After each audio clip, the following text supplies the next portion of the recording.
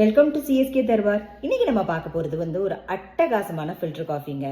யூஸ்வலாக நான் Kothas filter coffee தான் யூஸ் பண்ணுவேன். இந்த தடவை இந்தியாவிலேருந்து ஒரு friend Bru green label coffee வாங்கிட்டு வந்தாங்க. அதோட அடையார் ஆனந்த பவன் ஸ்நாக்ஸும் வாங்கிட்டு வந்தாங்க. தட்டை, சீடை, முறுக்கு, மிக்சர் எல்லாம் வாங்கிட்டு வந்தாங்க.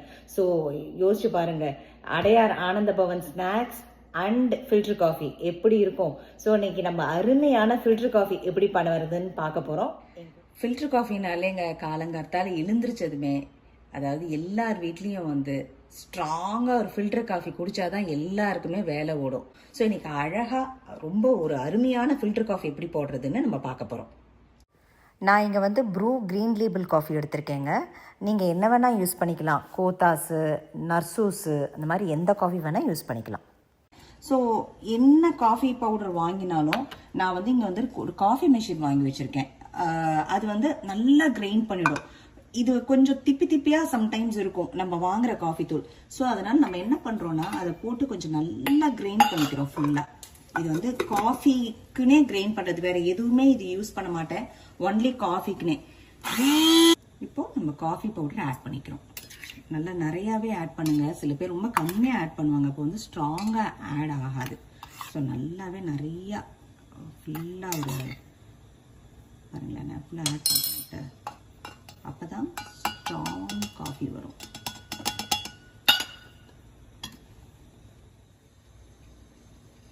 இப்போ நல்லா ஃபில் பண்ணிட்டோம். இப்போ இந்த கொடை இருக்குது பார்த்தீங்களா, அது நல்லா டைட்டாக மூடணும். டைட்டாக மூடி வைங்க. நம்ம டிகாஷனுக்கு தேவையான தண்ணியையும் சூடு பண்ணிக்கிறோம். தண்ணி ரொம்ப நல்லா கொதிச்சிருச்சு. ஸோ இப்போ எடுத்து ஃபில்டர் நம்ம மூடி வச்சுக்கிறதுல விடுறோம். ஃபஸ்ட்டு நான் ஒரு டம்ளர் பால் எடுத்திருக்கேன், ஹோல் மில்க் எடுத்திருக்கேன், நல்லா திக்கான பால் எடுத்திருக்கேன். ஸோ அதை நான் காய்ச்ச போகிறேன். மைக்ரோவேவில் போடுற காஃபி எல்லாம் ரொம்ப சுமாராக இருக்குங்க. இப்போல்லாம் எல்லாரும் மைக்ரோவேவில் காஃபி கொடுக்குறாங்க போட்டு. அது என்னடானா அது ஒரு மாதிரி நுரையே இல்லாமல் கலந்தும் கலக்காமையும் எனக்கு அவ்வளவா பிடிக்கவே பிடிக்காது. மைக்ரோவேவ் காஃபி, அதே மாதிரி பொடி காஃபி, அதெல்லாம் ரொம்ப பிடிக்கவே பிடிக்காது.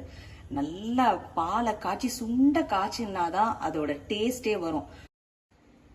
ஒரு ஸ்பூன் சுகர் ஆட் பண்ண போகிறேன். டிகாஷன் நல்லா திக்காக இறங்கியிருக்கு பாருங்களேன். உங்களுக்கு ஊற்றும் போதே அப்படியே அந்த டிகாஷனோட இது திக்னஸ் தெரியும். இப்போ டிகாஷனில் சக்கரை போட்டாச்சு, டிகாஷன் போட்டாச்சு. திக்கான பால், சூடாக பால் வேணும். காஃபி ஒரு எமோஷனுங்க.